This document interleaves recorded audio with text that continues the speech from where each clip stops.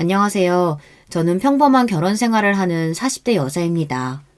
사람이 살아가다 보면 말 한마디로 빚도 갚는다고 하는데 저의 형부는 말 한마디 잘못해서 제대로 땅을 치고 후회할 일이 생기고 말았죠. 평상시에 인간관계에 대해서 중요하다고 생각하는 저는 다른 사람들을 대할 때 절대 겉모습만 보고 판단하지 않는데요. 그러다 보니 제 주변에 있는 지인들은 항상 진솔하게 대하는 모습이 좋다며 이야기해 주더라고요. 덕분에 심성이 착한 남편도 만나고 결혼 생활을 잘하고 있었는데 제 위로 4살 언니가 결혼하면서 형부가 생기고 난 뒤에는 사람이 말로도 망할 수 있다는 것을 느끼게 되었습니다. 초반에는 언니가 저보다 결혼을 3년 정도 일찍 하다 보니까 저는 예전부터 형부를 봐왔던 사람인데요. 처음 상견례 자리에서도 저는 사실 말하는 태도나 행동들이 마음에 드는 것은 아니었거든요. 하지만 언니가 사랑하는 사람이고 또 부모님들 사이에서는 분위기가 괜찮았던 편이라 제가 결혼을 막는다든지 그런 건 어려움이 있었어요. 그냥 언니가 좋아하고 또 형부가 될 사람도 말과 행동만 그랬을 뿐이지 두 사람이 행복해하는 모습을 보니까 더 신경을 쓰지 않았어요. 제가 상견례 당시에 봤던 형부는 본인의 자존심을 세우는 사람이어서 그런지 저희 부모님 앞에서도 언니를 책임질 수 있다면서 강력하게 어필했는데요. 부모님이 보시기에는 그 모습이 책임감 있고 남자답다고 하면서 좋아하시더라고요. 이 사람이 책임감 하나는 정말 어딜 가나 빠지지 않아. 한 회사에서도 근속을 오래 했고 가정적이라서 다정함이 느껴지니까 결혼 상대는 딱이지. 근데 언니, 내가 볼 때는 너무 말하는 거에 있어서 허세가 많으신 것 같던데. 진짜 자산이 그 정도 있으시대? 집도 거기서 해오는 거고? 얘 알잖아. 언니 사람 하나는 진짜 잘 보는 거. 이전에 만났던 사람들과는 달라. 그러니까 결혼도 하는 거지. 네가 어려서 뭘 잘 모르는 거야. 언니의 이야기를 듣고 나니 저도 그 당시에는 제가 연애 경험도 많지 않고 든든하고 남자다운 사람의 기준이 자신감일 수도 있겠다는 생각을 했던 것 같아요. 제가 보기에도 허세가 있긴 했지만 당당하게 이야기하는 모습은 보기가 좋았거든요. 무엇보다 제가 사랑하는 언니가 좋아한다고 하니 두 사람을 축복해주기로 했던 것인데요. 다행히 준비는 수월하게 잘 진행이 되었어요. 형부는 상견례 당시에 했던 약속을 지키면서 집도 준비해오고 제가 보기에도 언니가 시집을 잘 간 것처럼 느껴지더라고요. 그 뒤로는 언니와 자주 만나진 못했는데요. 당시 24살이어서 마지막 학기라 바쁘게 보냈던 시기였거든요. 제가 언니를 다시 만나기 시작했던 건 졸업 후 취업하고 나서였는데요. 여유가 생기니까 둘 다 같이 여행도 다니고 저녁도 먹으면서 지낼 수 있었어요. 얼마 전에는 언니가 제 나이가 차고 있고 또 직장도 잡았으니 결혼할 생각이 없냐고 물어보더라고요. 그래서 좋은 상대가 있으면 하겠지만 당장은 생각이 없다면서 말을 하니까 예쁜 나이가 지나가기 전에 연애도 많이 하고 형부처럼 좋은 사람 만나 결혼하라고 이야기해 줬어요. 생각을 안 해본 것은 아니었지만 저에게는 먼 미래라는 생각이 들어 딱히 신경을 안 쓰고 있었던 부분이었거든요. 지금은 결혼을 늦게 하시는 분들이 더 많지만 제가 20대던 시절에는 30살까지 안 가면 주변에서 빨리 가라는 이야기를 많이 해서 그런지 언니뿐만 아니라 부모님께서도 조금씩 압박을 주시는 게 느껴졌어요. 저도 결혼 생각이 아예 없었던 건 아니라서 그런지 자연스럽게 주변에서도 소개도 받고 있었는데요. 다들 결혼하실 상대라면 어떤 걸 보시나요? 아무래도 오래 함께 할 사람인 만큼 초반부터 진지하게 생각을 해보게 되더라고요. 결혼에 대해서 생각해보면 저와 상대방만 생각해서는 안 되고 가정 환경이라든지 상대 부모님의 가치관에 대해서도 알아야 하잖아요. 저는 제 주변에서 시월드라는 이야기를 너무 많이 듣다 보니까 한편으로는 결혼을 하는 게 오히려 손해가 아닐까 하는 생각이 들기도 했어요. 하지만 언니가 결혼 생활하는 걸 보면서 저도 저렇게 살고 싶다는 생각이 들긴 하더라고요. 행복해 보이는 모습을 보니까 그만큼 내 짝이 있는 게 좋은 거라는 것을 느끼게 된 것도 있어서 언젠가 저도 짝을 만날 수 있을 거라는 생각을 하고 있었는데요. 그 뒤에 만나게 된 사람이 바로 지금의 남편이거든요. 남편을 처음 만나게 된 건 저희 매장에 배달하러 왔을 때 보게 되었는데요. 저희는 회사에서 시키다 보니 직접 받으러 가는 일도 있었거든요. 그때 까무잡잡한 피부와 큰 키가 바로 제 눈에 들어왔어요. 그리고 여기 주변에서 일하는지 종종 저희 매장에 배달을 올 때마다 제가 커피를 챙겨드리기도 했는데요. 힘든 일을 싫어하는 사람들도 많은데 열심히 혼자 배달하는 모습을 보니까 저도 모르게 끌리는 면이 있었던 것 같아요. 외적인 면으로도 든든한 스타일이라서 그런지 제 이상형과 딱 맞는 사람이더라고요. 또 매일 일을 빠지지 않고 하는 모습을 보니 저도 모르게 끌렸던 부분이 있었던 것 같은데요. 아무래도 저도 예전부터 생활력이 강하다 보니까 본인의 일에 있어서 열심히 하는 사람이 멋있어 보이더라고요. 종종 마주치다 보니 자연스럽게 말도 트게 되고 나중에는 커피까지 같이 마시게 되는 사이가 되었는데요. 주변에서는 배달하는 사람이다 보니 그렇게까지 친해질 필요가 있냐는 반응이더라고요. 저분은 다 좋은데 왜 굳이 힘든 배달 일을 하실까? 인성에 문제가 있으시거나 그런 것 같진 않은데 자기는 어떻게 생각해? 사람의 직업에 대해서 말이야. 나는 아무래도 배달은 조금 선입견이 생기더라.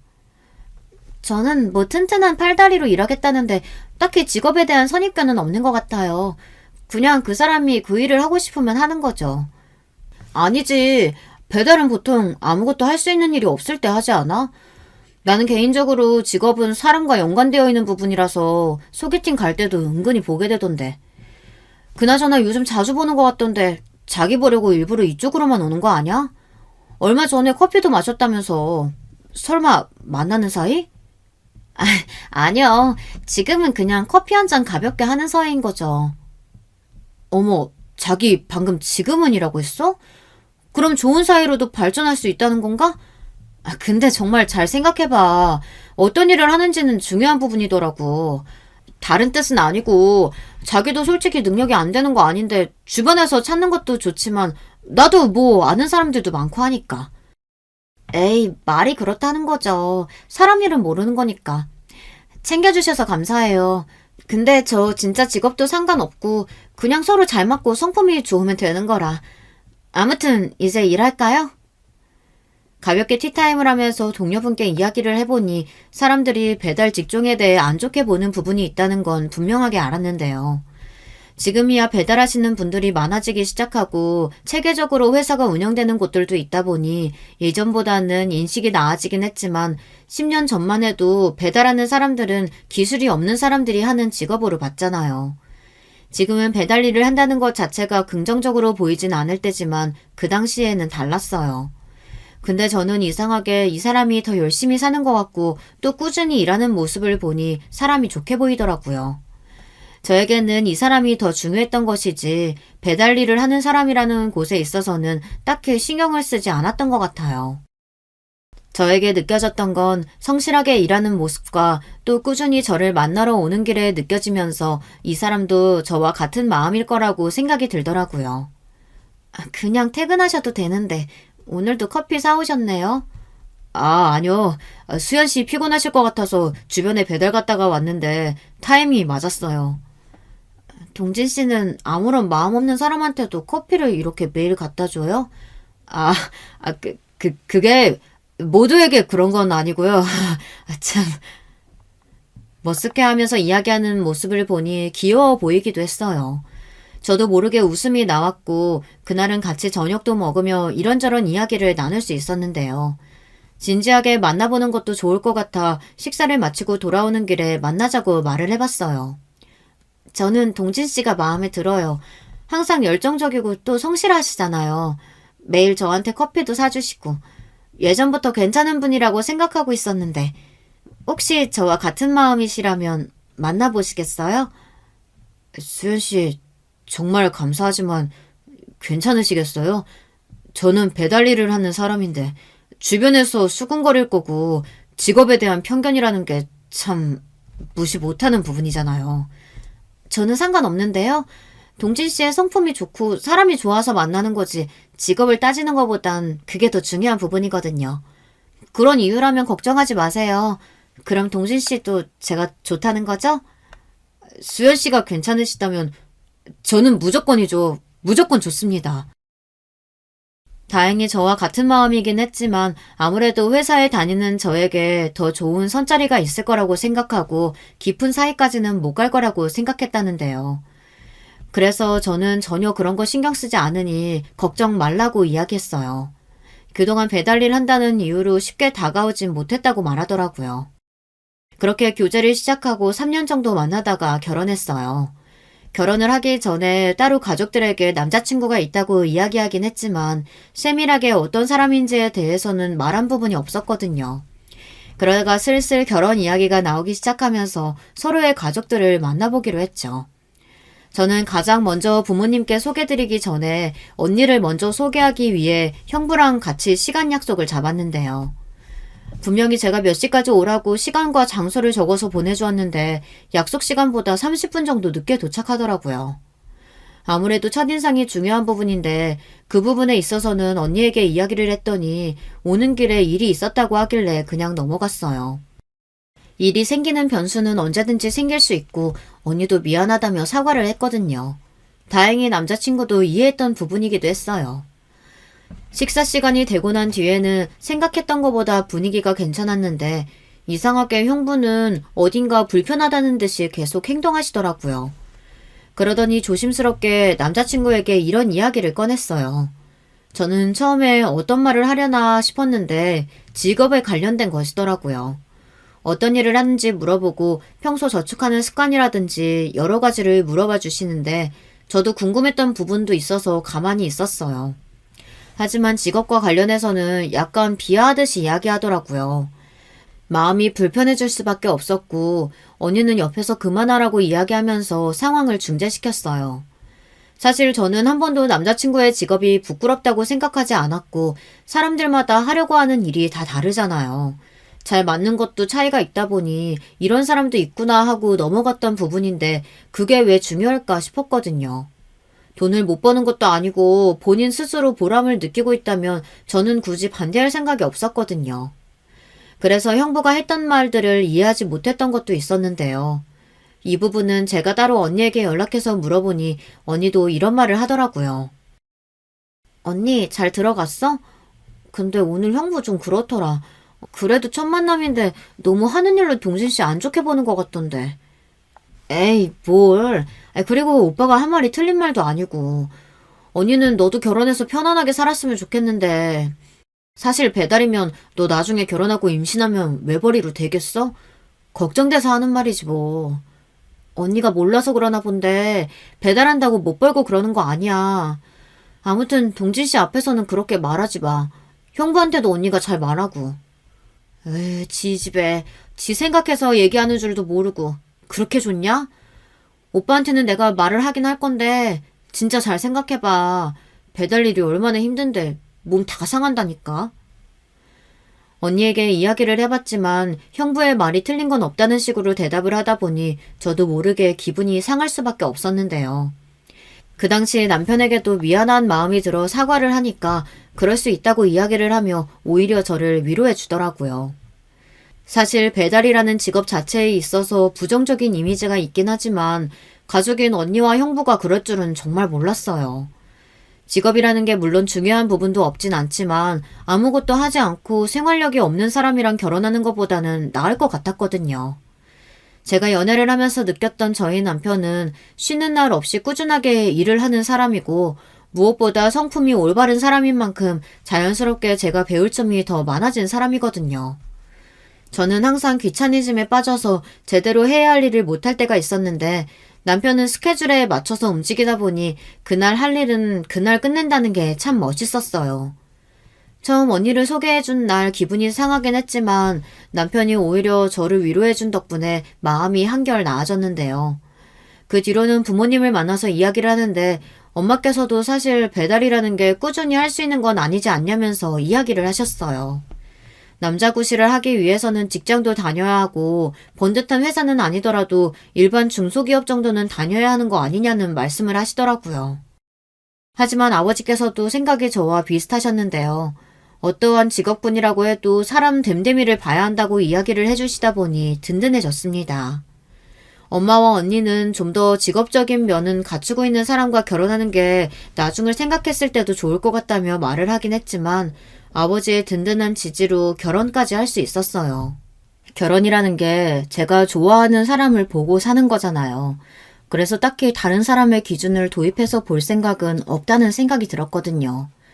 물론 어른들의 말씀이 중요한 부분이었지만 그 사람의 됨됨이를 보는 것이 아니라 계속 배달에 대해 이야기를 하니 마음이 안 좋았던 건 사실이에요.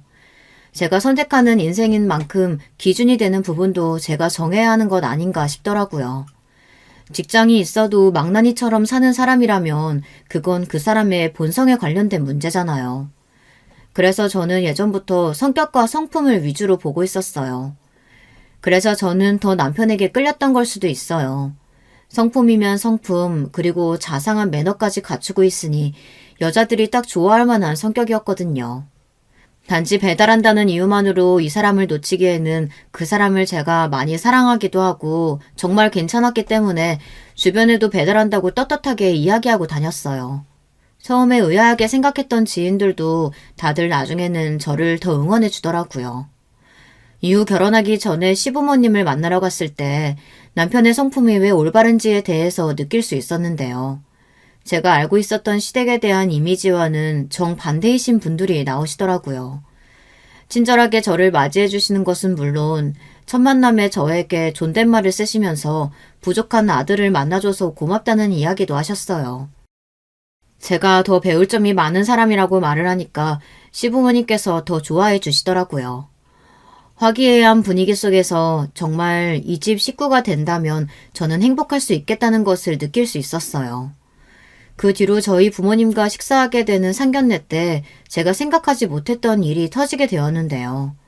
저는 부모님께서도 잘 이해하셨다고 하고 둘이 좋다면 언제든지 결혼해도 된다고 말씀을 하셨기 때문에 진행하려고 했던 것이었거든요. 하지만 상견례 자리에서 엄마가 꺼낸 말씀은 분위기를 싸하게 만들 수밖에 없었어요. 집이나 재산, 그리고 앞으로 결혼 이후의 삶에 대해서 말씀하시는데 모든 중점이 돈에 맞춰져 있으니 듣기가 힘들더라고요. 예단과 예물에 관련해서도 이야기했던 부분이 저희 둘이 맞춰서 하기로 했던 부분이었는데 계획이 없었던 말씀을 자꾸 하셨어요. 그럼 결혼식에 대해서 이야기해 볼까요? 우리 집에서도 어느 정도 준비하긴 할 텐데 혹시 집은 어떻게 하실 건가요? 집은 저희 쪽에서 준비하고자 했는데 아이들의 이야기를 들어보니 두 사람의 힘으로만 시작하고 싶다고 해서요. 도움이 필요하다면 줄 수는 있죠. 엄마, 이전에 얘기했었잖아. 서로 모은 돈으로 하겠다고. 어머머머, 그 일에서 김서방이 벌면 얼마나 번다고 그래. 그리고 이왕 시작하는 거 네 언니처럼 집 있는 상태에서 시작하면 좋잖니. 둘 다 그만해. 아이들이 좋을 대로 하죠. 부모의 역할은 믿어주고 또 도움이 필요하다면 그때 밀어주는 것이니까요. 지금 여기서 이렇게 이야기해봤자 저희가 사는 것도 아니고 아이들이 사는 일인데 서로 얼굴 붉히며 조건 따질 때는 아닌 것 같습니다. 제가 들어보니 아드님이 성실하게 잘 살았던데 다 부모님께서 교육을 잘하셨나 봅니다. 제 딸아이는 아직 부족한데 잘 부탁드리겠습니다. 다행히 중간에 아빠께서 중재를 해주셨고 집에 돌아와서 엄마께 진지하게 다시 말씀을 드렸는데요. 초반에는 절 위안가라고 이야기하셨다가 결혼을 다시 생각해보는 건 안 되겠냐면서 얼마 전에 다른 사람으로부터 선자리까지 봐오셨더라고요. 엄마, 상견례 이후부터 이상해. 이미 결혼 약속도 했고 그전에는 이런 소리 없다가 갑자기 왜 그러는 건데. 얘, 너를 고작 배달이라는 사람한테 보내려고 이렇게 키운 줄 알아? 손자리도 알아봤으니까 한번 봐봐. 직장도 좋고 네가 좋아하는 성품도 올바른 사람이니까. 내가 사랑하는 사람은 동진 씨야. 계속해서 반대한다고 해도 난 결혼할 거니까 정 싫으면 식장에 오라고 안 할게. 얘, 너는 말을 어떻게 그렇게 할 수가 있어? 엄마가 네 생각해서 네 미래 생각해서 그런 거지. 진짜 나중에 돈 없으면 싸움밖에 안 난다니까. 다들 그만 좀 해라. 이게 도대체 무슨 말이냐? 당신 진짜 선자리 알아봤어? 김서방이랑 결혼하겠다는데 당신이 뭔데 말려? 그냥 둘이 잘 살게 내버려둬. 정 싫으면 수연이 말대로 당신은 오지 말던가. 나만 참석할 테니. 엄마께서는 뭐가 그렇게 마음에 안 드시는지 처음에는 허락을 해주셨다가 마음을 바꾸신 이유도 이해할 수 없었어요. 나중에는 언니까지 그러니까 결혼이 원래 이렇게 어려운 건가 싶기도 하고 하지만 그럴 때마다 아빠가 중재해 주시다 보니 결혼까지 잘할 수 있었는데요. 결혼한 뒤에는 행복한 신혼생활을 즐기면서 저는 평소와 같이 회사에 다니고 남편도 열심히 일하면서 생활했어요. 제가 시댁에 있을 때는 괜찮았지만 가족 행사가 있을 때마다 저희 집에서는 은근히 남편을 무시하는 게 느껴져서 그때부터는 뭔가 이상하다는 생각이 들었는데요. 선물을 들고 찾아가면 얼마 되지도 않은 월급으로 어떻게 이런 걸 사오냐는 이야기를 하는 것은 물론 특히 형부도 말을 덧붙이면서 비아냥거리는 게 싫었어요. 언니는 계속 걱정되는 마음에 이야기를 하는 거라지만 사실 받아들이는 처지에서 기분이 나쁠 만한 말들이잖아요. 제가 아무리 월급이 괜찮다고 이야기를 해도 언니는 안정적이지 않은 것부터 시작해서 미리 나중을 위해 대비가 필요한데 얼마나 돈을 모을 수 있겠냐는 그런 말만 계속했어요. 여기서 여러분들이 의심해 볼 수 있는 부분이 제가 금수저는 아니냐는 생각을 하실 수 있는데요. 저희 집안은 굉장히 평범한 편이에요. 언니도 어린이집 교사고 저도 일반 그냥 회사에 다니고 있지만 기존 또래보다 일을 빨리 시작하다 보니 직급이 살짝 높았을 뿐이거든요. 부모님도 평범하신 분들이라서 제가 이런 걸 따질 집안은 아니라서 더 이상했어요. 막말로 일을 안 하는 것도 아니고 종종 나가서 배달 일을 하는데 그렇다고 또 벌이가 적은 것도 아니라서 괜찮았거든요. 그래서 남편에게 대하는 태도가 더 마음에 안 들었던 것 같아요. 저희 둘만 잘 살면 된다고 하긴 하지만 가족 행사를 나 몰라라 할 수도 없고 은근히 남편도 스트레스를 받아 하는 게 느껴지더라고요. 그래서 한 번은 남편에게 이야기하며 불편하면 친정에 가지 않아도 된다고 이야기하니까 오히려 본인이 부족해서 그런 것이라고 말을 하더라고요. 또 엄마가 이상한 소리 했지. 미안해. 당신이 고생이다. 이럴 바에는 그냥 친정에 안 가는 게 좋겠어. 결혼한 지 얼마나 됐는데 인정도 안 해주시고 나는 당신이 이런 취급받는 거 싫어서라도 나 혼자 다니는 게 나을 것 같아. 아니야 여보. 내가 부족한 게 맞지. 친정 부모님 입장에서는 배달부 사위가 마음에 안 드실 수도 있잖아. 나한테는 얼마나 잘하고 성실한 남편인데 고작 직업 하나로 평가받는 게 속상해서 그렇지. 괜찮아. 당신도 계속 마음 쓰였구나. 나는 진짜 괜찮으니까 마음 풀어.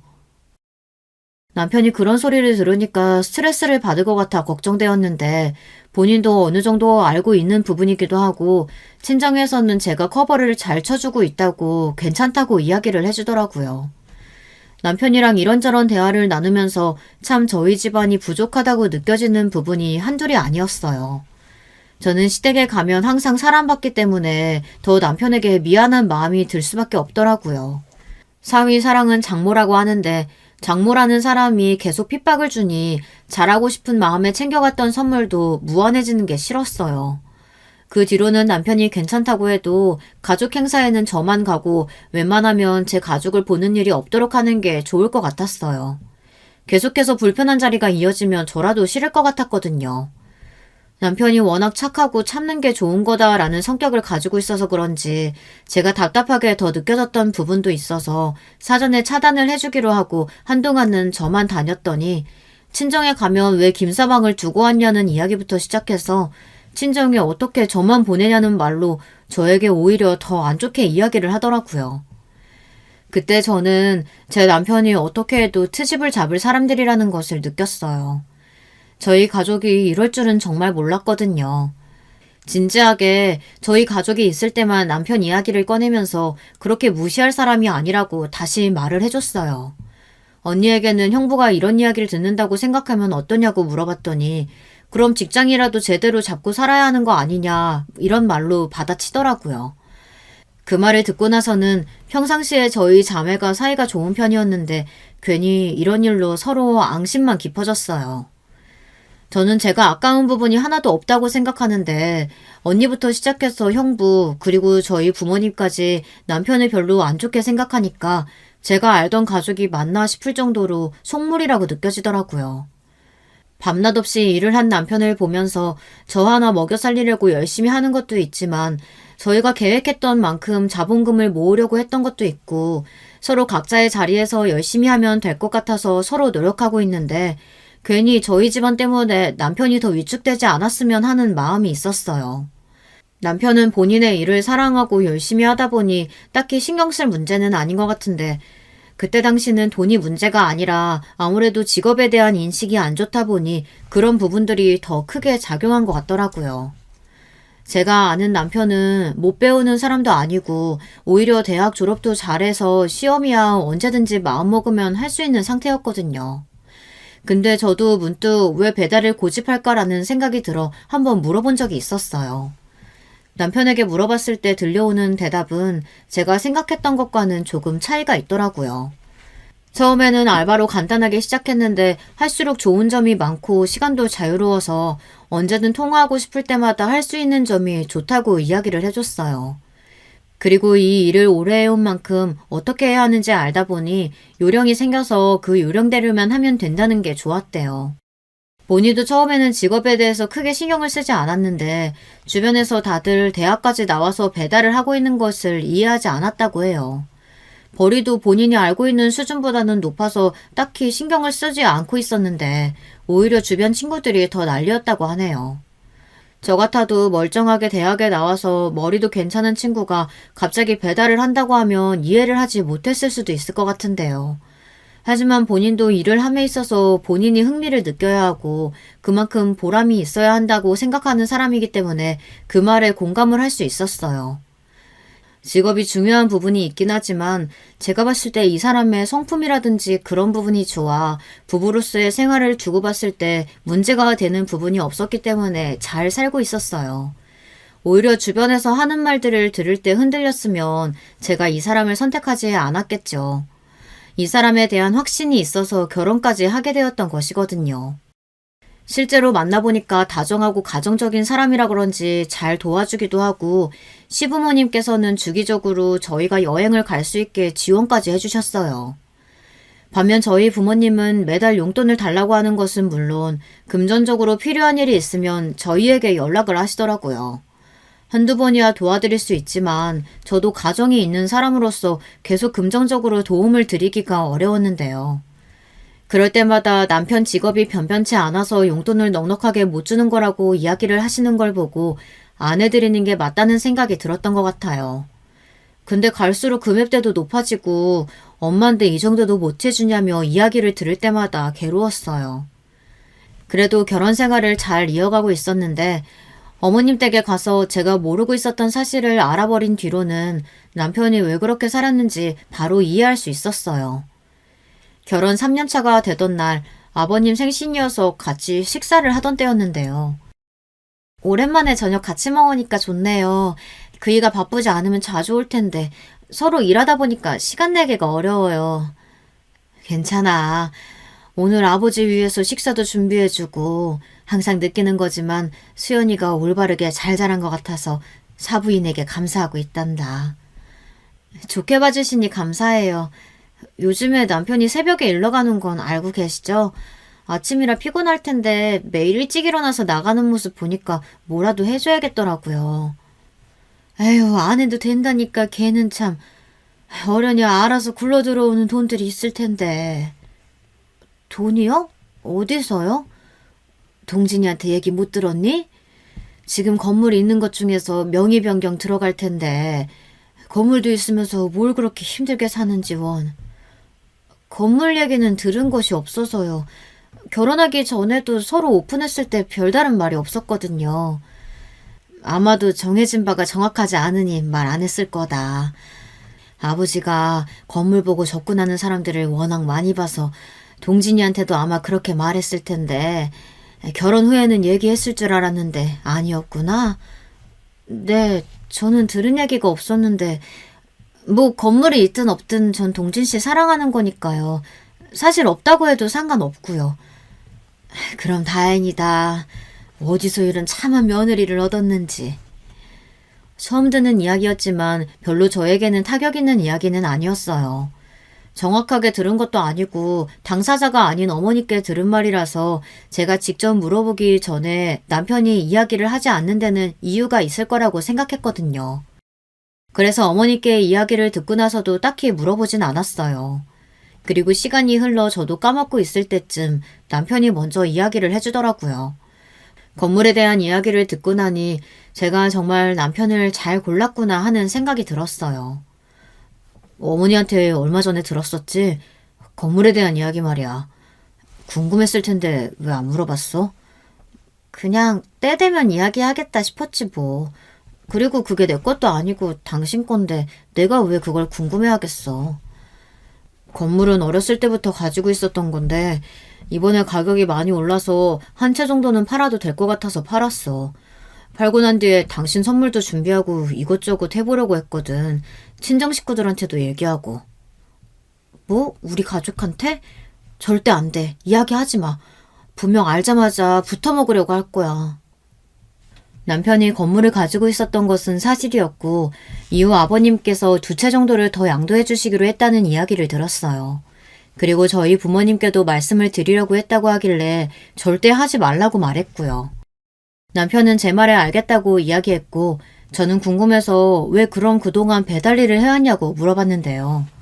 그건 본인이 받을 건물이라고 해도 아직 아버님 명의로 되어 있었고 본인이 할 도리는 해야 한다는 생각에 그동안 손을 벌리지 않고 살고 있었던 것이더라고요. 남편이 건물에 대한 이야기를 하고도 저희는 평소와 같은 시간을 보내면서 지냈는데요. 건물을 한 채 팔았어도 여유가 생기긴 했지만 저희는 약간의 돈만 남겨두고 미래를 위해 통장에 다시 묶어둔 상태였어요. 남편의 이야기를 듣고 놀란 부분도 있었지만 한 가지 화가 났던 것은 이런 사람을 무시했던 친정 식구들 때문이었는데요. 그동안 잘 참고 넘어왔지만 저희 집보다 더 잘난 사람을 깔보는 게 싫어서 이번 가족 모임 때 완전 뒤집어 버렸습니다. 남편은 부모님께서도 아시고 나중에 도움이 필요하시면 편하게 말씀하실 수 있으니 말하자고 했었는데 제가 반대를 했었잖아요. 알게 되면 더 돈을 달라고 할 것이 뻔했기 때문에 그런 것이었거든요. 이번에 터트리면서 다시는 안 볼 생각으로 일을 벌리고 왔어요. 그때는 언니 가족들과 함께 시간을 보내기 위해 약속을 잡았는데 1시간 이후에야 모습을 보이더라고요. 남편에 대한 예의가 없을 뿐더러 오자마자 저희에게 하는 말이 충격적이었어요. 아유 미안. 일이 너무 바빠서 말이야. 너무 아까우면 김서방이 보는 시급만큼 내가 쳐줄게. 아니다. 한 2배 정도는 줄 수 있겠는데? 형부, 지금 늦어놓고 무슨 소리 하시는 거예요? 사과가 먼저 아닌가요? 에이, 늦을 수도 있지. 시급 2배를 준다잖아. 뭐 이런 기회가 어디 있겠냐? 일 안 하고 돈 받는 건데. 진짜 못 들어주겠네. 여보, 일어나. 그냥 가자. 장난 좀 친 거 가지고 처제 너무 예민한 거 아니야? 아니, 솔직히 배달도 안 하고 2시간 시급 버는 건데 이득 아니냐고. 그깟 돈 없어도 살 수 있고 이제 앞으로 보자는 일 없을 테니까 그렇게 알아. 남자 새끼가 능력도 없이 배달하는 것을 탓해야지. 우리가 틀린 말 했어? 네가 장가 올 때 집을 해왔냐 아니면 뭘 해왔냐? 둘이서 하겠다고 해놓고 다 생략해버렸잖아. 능력도 없으면서 무슨 우리 집안 사위라고 들어와. 형부의 말을 끝으로 참을 수 없었던 저는 그대로 뺨을 올리며 한마디를 남길 수밖에 없었는데요. 도저히 듣기가 힘들더라고요. 뭐? 네가 할 말은 아니지. 이 사람 물려받을 자산만 해도 건물 3채는 되는 사람이야. 얼마 전에는 한 채는 팔아서 현금까지 두둑해졌는데 이 정도면 말 다 했지. 능력 없는 건 너야. 뭐? 건물 3채? 거짓말 치지 마. 누구는 말로는 못해? 아이씨, 그렇다고 뺨을 날려 이게. 그만하시죠. 저희는 이만 가보겠습니다. 그쪽 말대로 제가 능력이 없어서 죄송합니다만 직업이 없을 뿐이지 평생 먹고 살 돈은 있습니다. 걱정 마시죠. 저를 내려치려는 형부의 팔을 잡고서는 남편도 지쳤다는 듯이 이야기를 하고 그대로 밖으로 나와버렸어요. 시원하게 말을 해서 편하긴 했지만 문제는 그 뒤였는데요. 건물이 있다는 얘기를 듣자마자 언니는 저에게 그걸 어떻게 말을 안 할 수 있냐면서 제 지분은 어느 정도인지 물어보더라고요. 저를 걱정하는 말이 아니라 언니와 형부는 번갈아가면서 그게 사실이냐부터 시작해서 부모님의 귀에까지 들어가서 저희를 호출하셨어요. 부르셔서 오긴 했지만 건물에 대한 이야기라면 더 이상 할 거 없어요. 제 거도 아니고 남편 건데 왜 그렇게 탐을 내세요? 그게 왜 네 지분이 없니? 너가 결혼할 때 들고 갔던 돈이나 뭐 생활하면서 김서방한테 줬던 게 있을 거 아니야. 김서방 자네가 말해보게. 왜 이야기를 안 하나? 혼자 그 건물 다 독차지할 생각이었던 거야? 그런 건 아니고요. 아버지께 받기로 한 기간도 한참 남았었고 이제 한 채 받아서 처분한 것 뿐입니다. 아직 제 것도 아니고요. 그래도 곧 김서방 거 될 것인데 친정이 이렇게 어려운 거라면 판 건물에 돈이라도 나눠주는 게 맞지 않냐 이 말이지. 엄마 그만 좀 해. 그동안 생활비 명목으로 들고 간 돈이 얼만데 그래. 그걸 다 내가 썼겠냐? 네 형부가 사업해보겠다고 다 들고 간 돈이야. 아니 거기서 우리 그 얘기가 왜 나와? 엄마가 좋은 마음으로 도와주는 거라며. 그야말로 집안은 난장판이 되었고 아버지께서는 면목이 없다며 사과를 하셨어요. 그동안 제가 들였던 돈이 다 형부에게 들어갔다는 이야기를 듣고 나서는 참을 수가 없더라고요. 그대로 금전적인 지원은 끊었습니다. 아니나 다를까 달마다 월급날이 되면 돈이 안 들어왔다면서 연락을 하시더라고요. 딱 자식의 도리를 할 정도만 전해드렸고 이후에 도와달라는 연락은 일체 받지 않았어요. 그리고 남편도 이번엔 마음을 단단히 먹었는지 저에게 친정과 교류가 없어도 된다며 너무 애쓰지 말라더군요. 저희 집안이 이렇게 물질적인 면으로만 저희에게 요구할 줄도 몰랐고 딱 아버지 한 분만 입장을 이해해 주셨어요. 그리고 이대로 당할 수 없겠다는 생각이 들었는데 남편이 얼마 전부터 이런 이야기를 해주더라고요. 여보, 우리 아버지가 소유하고 계신 건물 중 하나가 형부가 운영하는 사업체가 있는 곳이야. 그래? 근데 그게 왜? 얼마 전까지는 월세를 잘 냈다고 하는데 지금은 보증금을 다 까먹고 월세를 내지 않고 있더라고. 그래서 이번에는 못 받을 것 같아서 여보한테 미리 얘기해 주는 거야. 아무래도 형부잖아.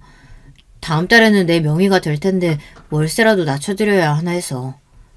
여보, 아직도 그 사람을 그렇게 생각해주면 어떡해. 난 이미 내 형부는 없는 사람으로 생각한 지 오래야. 이번 기회에 코를 납작하게 눌러주자. 저는 그 이야기를 듣자마자 좋은 생각이 떠올랐고 월세를 낮추려고 생각했던 남편을 보니 짠하기도 했어요. 워낙 착한 사람이다 보니 그 일을 당하고 또 봐주려고 했던 것 같더라고요. 시간이 흘러 그 건물이 남편 명의가 되었을 때 그대로 형부를 찾아갔습니다. 저희를 보고 깜짝 놀랐던 형부는 여기를 왜 찾아왔냐는 듯이 묻더라고요. 이제 이 건물 동진씨 명의로 된 거 알고 있죠? 건물주 바뀌었다고 연락 갔을 텐데. 뭐? 동명이인이 아니라 진짜 김서방이었단 말이야? 들어보니까 보증금도 많이 까드시고 월세도 내지 않으신다고 하던데 이번 달 안으로 해결 부탁드릴게요. 그이가 워낙 착하다 보니 지금까지 봐드린 건데 건물주와 세입자 입장에서는 뭐 그런 배려 필요하지 않잖아요? 야, 네가 뭔데 이래라 저래라야. 네 남편이 건물주라면서 왜 네가 생색을 내냐? 김서방, 내가 다 잘못했네. 그동안 내가 모질게 굴었던 거 다 보답할게. 진짜야. 진심으로 사과하네. 사과는 잘 받겠습니다. 그리고 네가 아니라 수연 씨입니다. 저죄를 그렇게 막대하시면 안 되죠. 미안하네. 진짜 미안하네. 내가 사업이 잘 안 되고 여기마저 나가게 되면 정말 땅바닥에 나앉을 수도 있어. 한 번만 봐주게. 기간은 다음 달로 연장해서 드리겠습니다. 이후에 입금 처리 안 된다면 그대로 정리하실 생각하셔야 될 거예요. 자네 정말 너무한 거 아닌가? 내가 이렇게 부탁하는데 적어도 6개월은 줘야지. 내가 당장 그 큰 돈을 어디서 구해? 그건 그쪽 사정이고요. 앞으로 세입자와 건물주 그 이상 그 이하의 관계도 아닌 만큼 예의 차려주시길 바랍니다. 가볼게요. 남편도 결단 있게 이야기를 하고 나니 형부의 망연자실한 표정이 보였어요.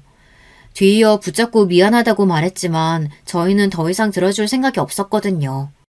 이후에는 언니에게 연락이 와서 어떻게 그럴 수 있느냐고 말을 하는데 더 들어주기가 힘들었어요. 여러분들이 보기에는 저희 부부가 잘못한 것인가요? 건물을 뺏은 것도 아니고 세입자가 돈을 안 내는데 그걸 봐주지 않는다며 저희에게 미안하다고 했다가 나중에는 협박까지 하는 모습을 보니 사람이 돈 앞에서 이렇게 무너지는구나 싶기도 해요. 건물이 있다는 건 좋은 것도 있지만 그만큼 관리할 부분들도 많고 남편이 혼자서 하기에는 어렵다면서 이번 기회에 퇴사를 하고 본인과 같이 건물을 관리하자고 해서 그렇게 하기로 했어요. 기존에 다니고 있던 곳에 대한 아쉬움이 있긴 하지만 남편이 이제는 고생시키고 싶지 않다며 퇴사를 하는 게 어떠냐고 이야기를 해주더라고요. 덕분에 지금은 편하게 건물 관리를 하며 전보다 여유롭게 남편과 생활을 즐기고 있어요. 형부와 언니랑은 더 이상 연락을 안 하고 있고 부모님께도 자식된 도리만 하고 있는 중이에요. 남편은 그동안 지지해주신 아버지께 크게 용돈을 드렸는데 아직 어머니는 모르시는 것 같더라고요. 그래서 오로지 아버지만을 위해서 사용하시라고 당부드리고 꼭 형부와 언니가 찾아와도 절대 주면 안 된다고 당부를 드리고 왔습니다. 결혼을 하면서 중요한 부분들은 정말 많죠. 하지만 그 중에서도 잘 봐야 하는 게 사람의 성품이고 또 그 집안을 잘 봐야 하는 부분이잖아요. 저는 이번 기회에 돈의 힘을 알게 되었고 무엇보다 저희 가족들이 그렇게 직업을 따지고 안정적으로 살아가기 위해서는 사람의 성품보다 돈벌이가 중요하다고 이야기하는 것을 보니 있던 정도 뚝 떨어졌어요. 아버지께 들어보니 형부는 결국 월세를 내지 못했고 건물에서 나온 이후에 집을 팔아 여기저기 전전긍긍하고 있다고 해요. 혹시라도 저희를 찾아오진 않을까 싶었는데 저희 집으로 얼마 전 언니와 가위바구니를 들고 찾아와서 빌더라고요. 제발 한 번만 봐달라며 아이도 있는데 이렇게 살 순 없다면서 말이죠. 남편은 그대로 남자 구실도 못하면서 왜 여기를 찾아와서 이러고 있냐고 받아쳤고 그 말에 열이 받은 형부가 남편에게 달려들면서 경찰까지 부르게 되었어요. 결국 합의를 하지 않으면 형부가 감옥에 갈 상황까지 생기면서 언니가 저희 집으로 찾아와서 앞으로 눈앞에 보이는 일 없게 할 테니 감옥까지는 제발 보내지 말아달라며 있는 돈을 가지고 와서 합의를 요청했어요. 여기까지는 웬일이야? 얼굴 보면서 얘기하고 싶지 않은데. 수연아, 제발 부탁이야. 우리가 다 잘못했어. 감옥까지는 제발 참아줘. 우리 아이도 있는데 범죄자바 만들 순 없잖아. 그런 것까지 우리가 왜 봐줘야 돼? 폭력을 쓴 건 그쪽인데 그동안 우리한테 했던 거 생각도 안 나나 봐? 그건 저번에 사과했잖아. 정말 미안해. 이렇게 내가 빌게. 부탁할게. 남자 구실도 못하는 건 그쪽 남편인데 왜 여기까지 와서 난리세요? 돈도 못 벌고 폭력에. 그런 사람이랑 결혼하니까 그렇게 되는 거죠. 애초에 성격 자체가 그런 사람인데 모르고 사셨어요? 짠하기도 했지만 그동안 제 남편에게 준 상처에 비하면 아무것도 아니었어요. 그래도 사람을 감옥까지 보내는 건 아닌 것 같아서 합의금을 받고 합의를 해주었어요. 조금은 덜 시원한 사이다라고 생각하실 수 있지만 저희 나름대로 제대로 꼬리를 밟은 것과 다름이 없었거든요. 그동안 저희는 아무리 직업에 대해 무시하고 낮게 봐도 가족이니까 걱정을 해주는 것이라고 생각만 했는데 호구처럼 듣고만 있었던 것 같아 이번에는 더 이상 봐주지 않았던 거예요. 마음이 편하진 않았지만 이건 저희의 심성이라 어떻게 할 수 있는 부분이 아니더라고요. 지금은 들어보니까 형부도 계속 힘들어하고 있는 것 같고 언니는 슬슬 저희에게 도와달라는 듯이 연락을 해오긴 하는데 절대 도와줄 생각 없어서 철저하게 무시하고 있는 중이에요. 그렇게 잘 산다면서 저한테 왜 배달원을 만나냐고 말할 때는 언제고 이제 와서 제 남편에게도 깍듯하게 하는 게 마음에 들지 않아요. 남편은 지금도 종종 새벽 배달을 하면서 지내고 있는데요. 본인은 그게 더 편하다고 하니까 두고 있고 시아버지는 그때 약속하신 대로 저희에게 건물 2채를 더 양도해 주셨어요. 위치도 좋고 시세도 괜찮은 편이라서 앞으로 노후가 든든해질 것 같다는 생각이 들더라고요. 그리고 저희 집에 있었던 이야기도 시부모님이 알고 계셨는데 사실 크게 신경을 안 쓰시는 것 같았거든요. 하지만 누가 아들이 그런 취급을 당하는데 마음이 좋겠어요. 제가 대신 사과를 드렸고 다행히 너그럽게 용서를 해주셨어요. 예전부터 말씀해 주셨지만 저희만 잘 살면 된다고 해주시는 분들이라서 그런지 앞으로는 그런 트러블 없이 잘 살라고 이야기를 해주시더라고요. 덕분에 저희도 지금까지 큰 다툼 없이 결혼 생활을 잘 이어오고 있는데요.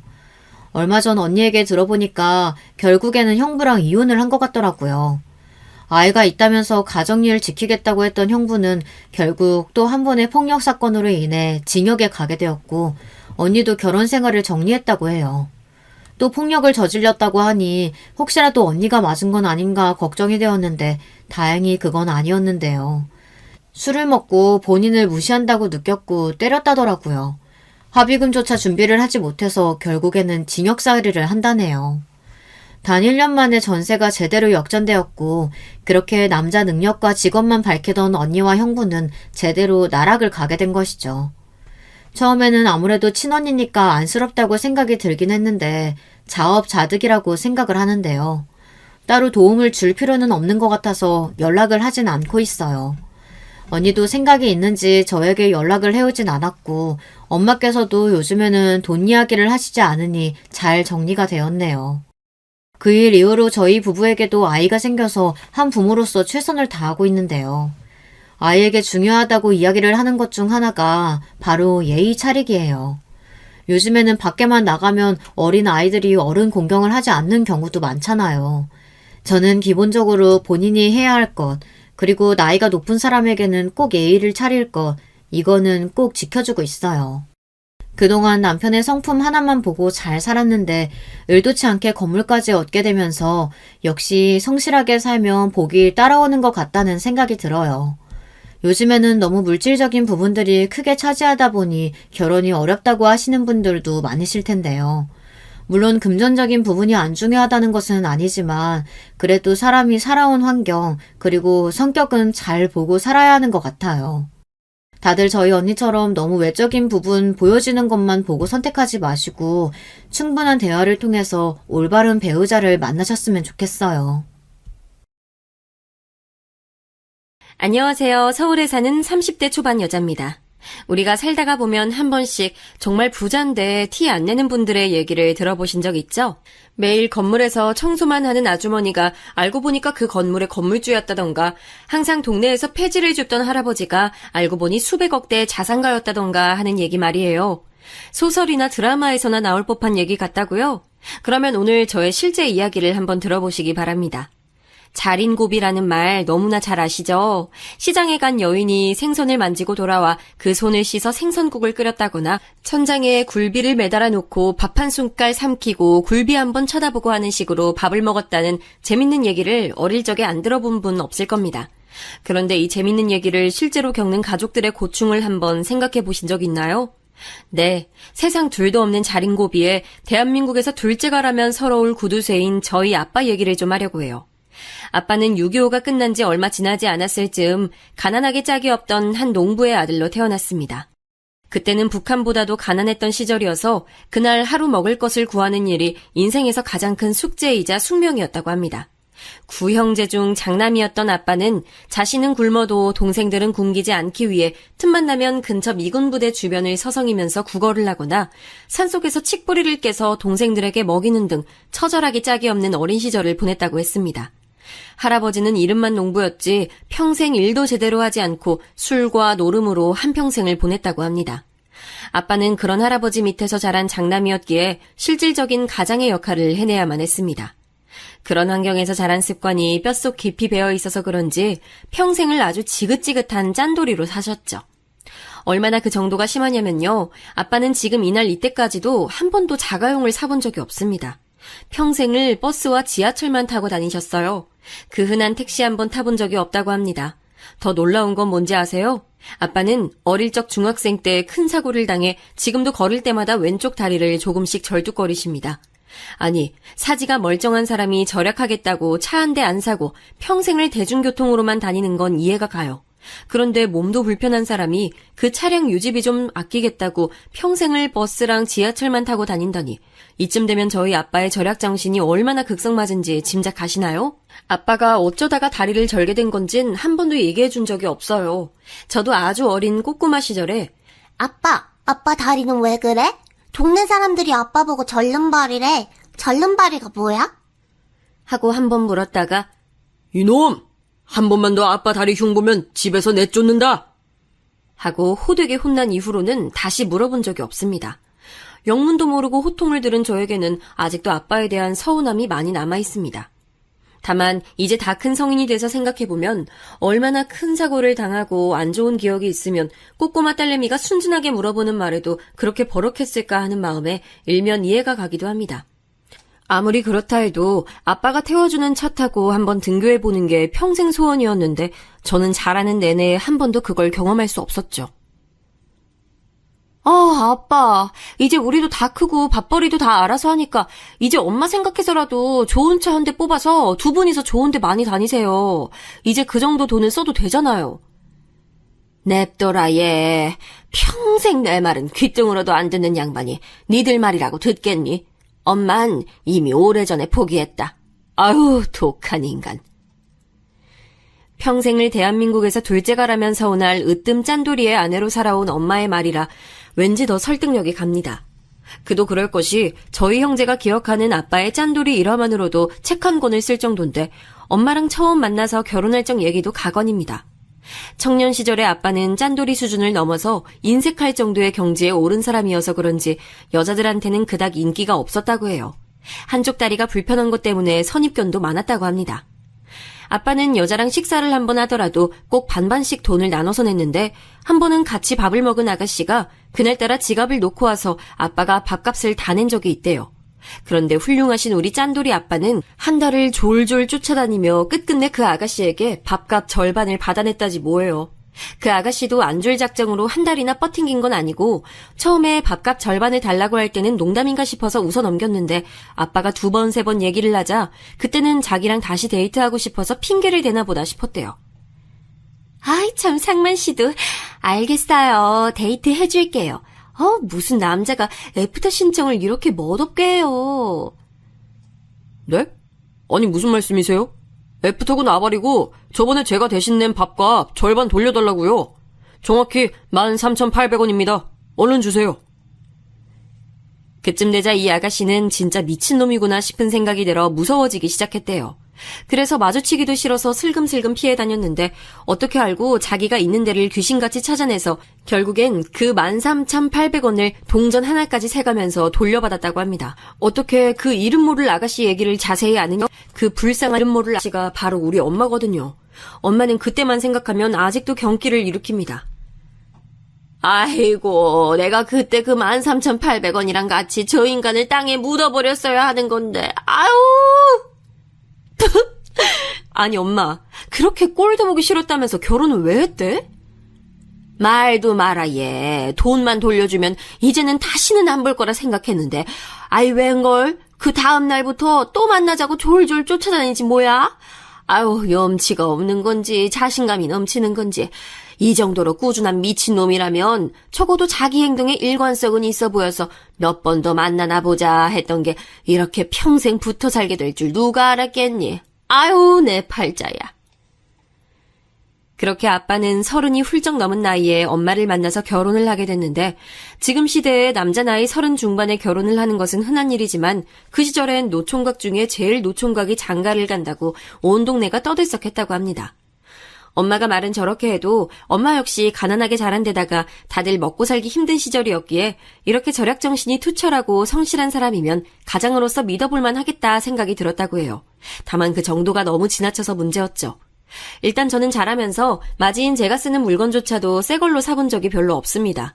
저에겐 저보다 나이가 많은 사촌 언니 오빠가 있었어요. 아빠가 첫째인데 사촌 언니 오빠라니 조금 신기하죠? 둘째 작은 아빠는 노총각으로 늙어가던 아빠보다 결혼을 훨씬 먼저 해서 일찍 사촌 언니 오빠를 낳았어요. 그래서 웬만한 학용품들이나 옷들은 다 그 집에서 물려받았습니다. 그런데 그게 저만 물려받아 쓴 게 아니라 당연히 제 둘째 동생, 막내 동생한테까지 이어졌죠. 제가 먼저 물려받은 학용품을 조금이라도 막 쓰는 모습을 보이면 아빠가 어허, 너 그거 막둥이 있을 때까지 잘 남겨둬야 해. 안 그러면 네 용돈에서 깔 줄 알아. 이러면서 잔소리를 했죠. 막내 동생은 자기는 평생 언니 오빠들이 다 쓰고 낡아 빠질 대로 낡아 빠진 물건들만 물려받으면서 살았다고 늘 불만이었습니다.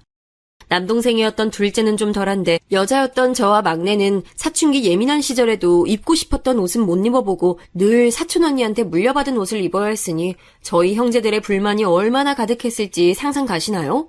그뿐만 아닙니다. 화장실에서 세수할 때 비누를 흐르는 수돗물에 갖다 대기라도 하면 난리가 났습니다.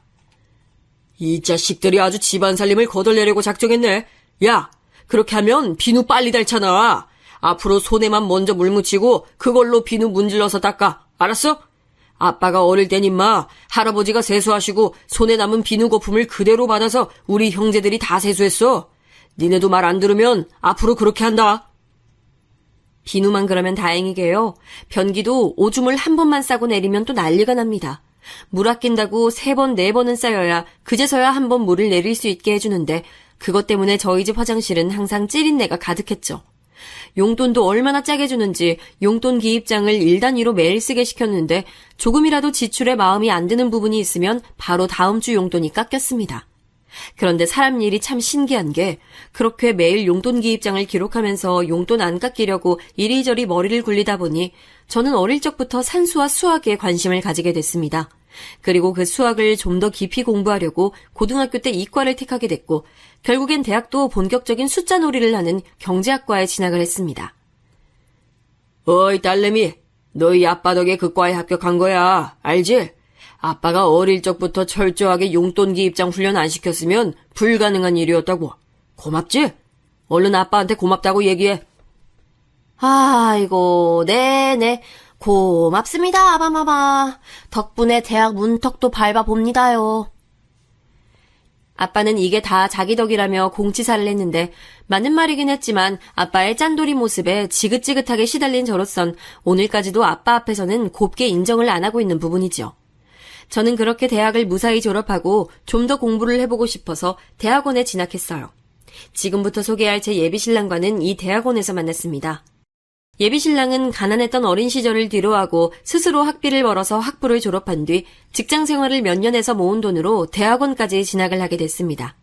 예비신랑의 집은 어찌나 찢어지게 가난했던지 중학생 시절부터 안 해본 알바가 없고 대학에 입학해서도 남들 다 놀러 다닐 때 서울 전역을 오가며 코피 터져가면서 과외를 해서 학비를 충당했습니다.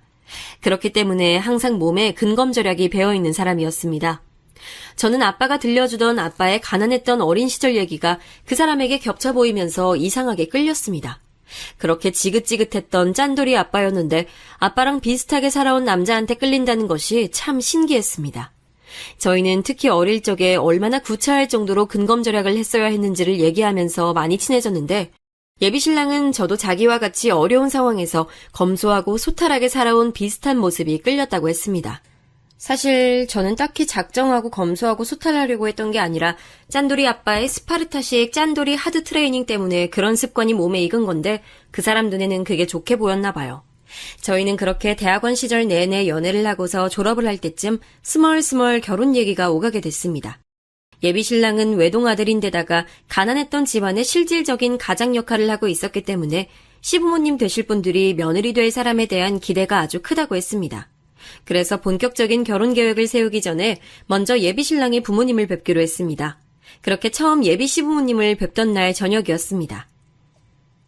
그래요, 반가워요. 진성이 애미 되는 사람입니다. 진성이랑은 대학원에서 만났다고? 네, 어머님. 그간 대학원 공부 때문에 바빠서 이제야 인사드리게 되네요. 반갑습니다. 그래. 부모님은 무슨 일 하시나? 아버지는 몸이 조금 불편하셔서 일찍 은퇴하셨고요. 어머니는 가정주부세요. 응? 아니, 사돈어른 되실 분이 벌써 은퇴를 하셨다고? 연세가 어떻게 되시는데? 몸은 어디가 불편하시고? 저는 이쯤 되자 저희 집안 호구조사를 당하는 느낌이 들어서 느낌이 싸했지만 있는 그대로 솔직하게 말씀드렸습니다. 네. 아버지는 58년생이신데 결혼을 늦게 하셨어요. 그리고 어릴 적에 사고를 당하셔서 왼쪽 다리가 많이 불편하세요. 그래도 그 와중에 저희 먹여 살리려고 빌딩 청소일 오래 하시다가 저 대학 졸업할 때 돼서는 다리가 좀 더 안 좋아지셔서 청소일은 접고 지금은 쉬고 계세요. 뭐라고? 아니 진성아, 너 우리한테 사돈 어른들이 그냥 집에서 놀고 계신다는 얘기는 안 했잖아. 이게 어떻게 된 거야? 아이 엄마, 그게 뭐가 중요해. 결혼은 우리 둘이 하는 건데. 그리고 미진이 면전에 대고 부모님이 놀고 계신다니 은퇴하신 거라잖아. 은퇴한 게 노는 거지 이놈아. 그리고 청소부에다가 몸도 성치 않으시다고? 게다가 나이는 왜 그렇게 많이 자셨대? 이봐요 아가씨.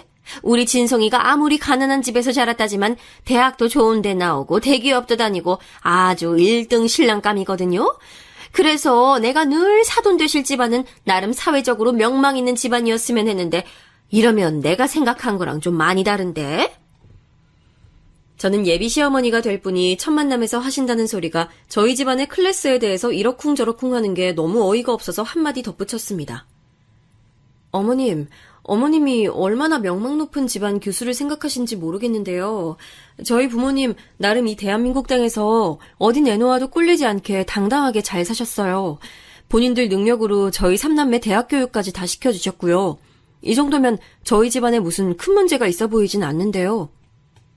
아니 아가씨가 아직 잘 모르나 본데 우리 집안이 한때 얼마나 명망 높은 기업가 집안이었는지 알고나 하는 소리예요? 청소부란 직업을 무시하는 건 아니지만 우리 집안이랑은 수준이 좀 안 맞는다 이 말이에요. 저는 정말 어이가 없었습니다. 자신의 집안이 명망 높은 기업가 집안이었다는 건 다 허용에 불과한 얘기예요. 일전에 예비신랑에게 듣기론 시아버지 되실 분은 신랑이 어릴 적에 사업을 크게 벌이셨다가 돌이킬 수 없을 정도로 망하고 나서는 투자자들로부터 고발을 당해서 배임, 횡령 등으로 징역을 살다 나오셨고, 시어머니 되실 분은 집이 망하고 평생을 남의 집 파출부로 일하면서 근근인 예비신랑을 먹여 살렸다고 했어요.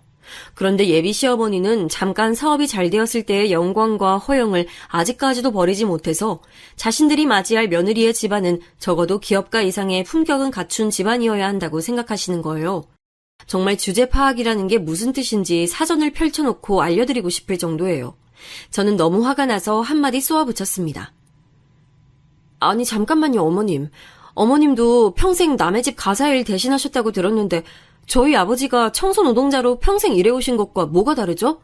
그리고 적어도 저희 아버지는 저희 대학 졸업할 때까지 온 가족 부양은 물론 이날 이때까지 한 번도 저희에게 손 벌려보신 적이 없어요. 그런데 진성 오빠는 혼자 힘으로 힘겹게 등록금 벌어서 겨우 졸업했다면서요. 그걸 잘 아시는 분들이 하실 말씀은 아니지 않나요? 뭐야? 너 지금 뭐라 그랬어?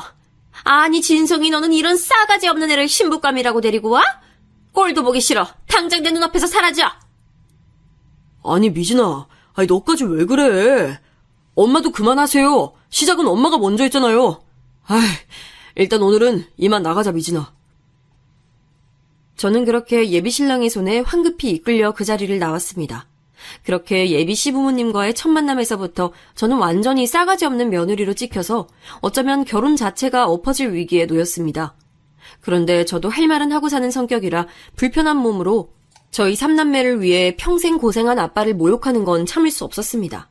그래서 이런 우리 집안을 모욕하는 시댁이라면 아예 결혼을 안 하고 말지 하는 생각에 냅다 질렀던 거죠. 그렇게 이제 이 결혼은 무효고 예비신랑과도 빠이빠이구나 생각했는데 예비신랑이 먼저 손을 내밀어 왔습니다. 미진아, 우리 부모님이 워낙 없이 살아오신 분들이라 자격지심 때문에 그러시는 거야.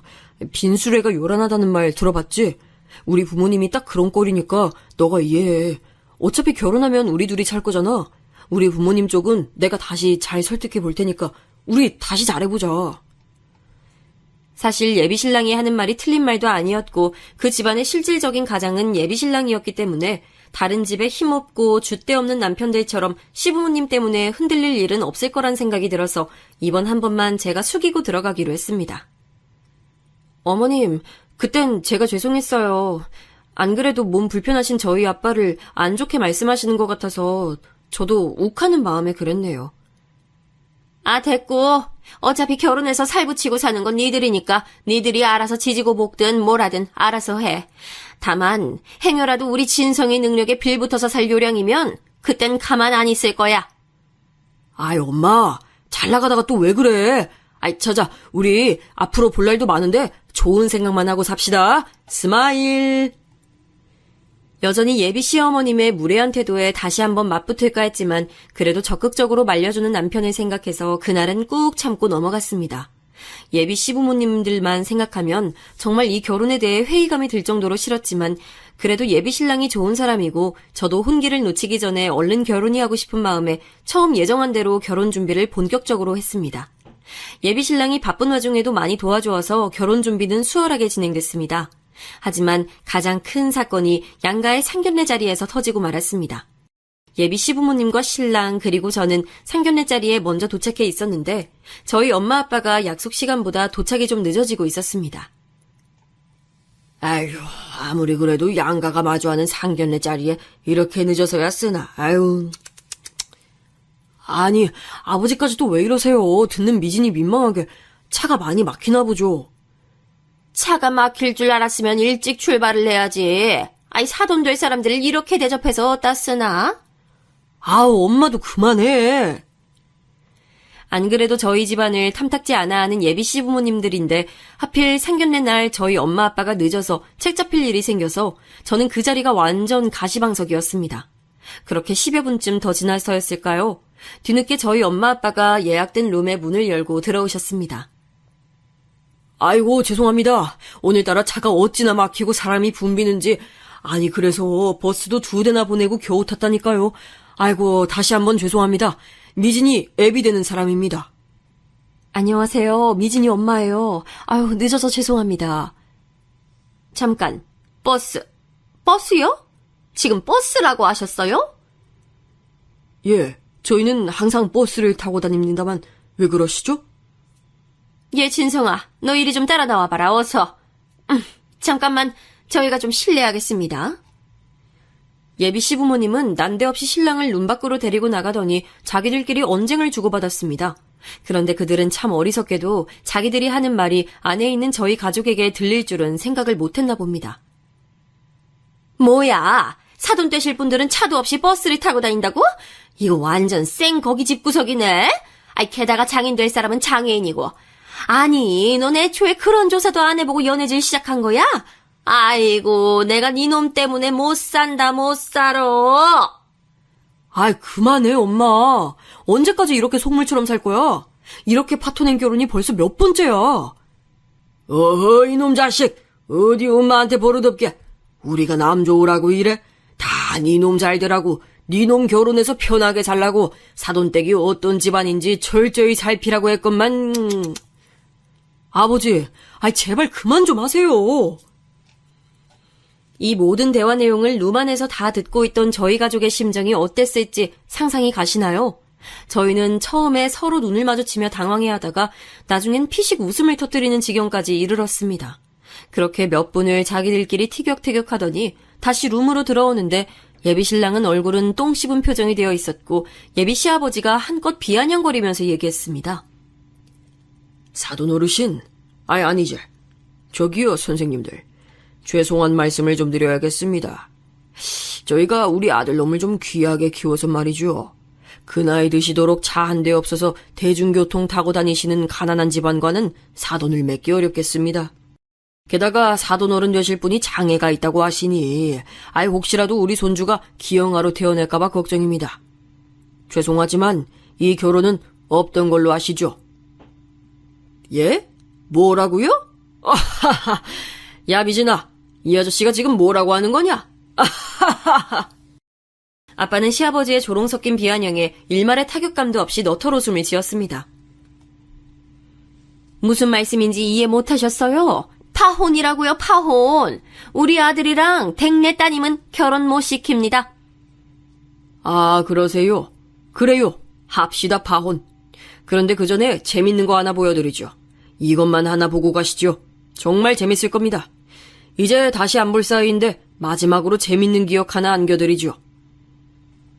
아빠는 스마트폰을 꺼내더니 문서 파일 몇 개를 열어서 예비 시부모님 앞에 툭 던졌습니다. 뭐예요? 이게 뭔데요? 한번 쭉 넘겨보십시오. 아, 스마트폰 사용할 줄은 아시나? 워낙 가난하다고 들으셔서 말이죠. 제가 그냥 읽어드릴게요. 이리 다시 줘보시오.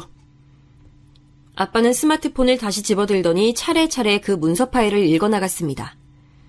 자, 첫 번째 문서, 등기사항 증명서, 주소, 서울시 강남구 청담동 땡땡-땡땡번지 소유자 김상만.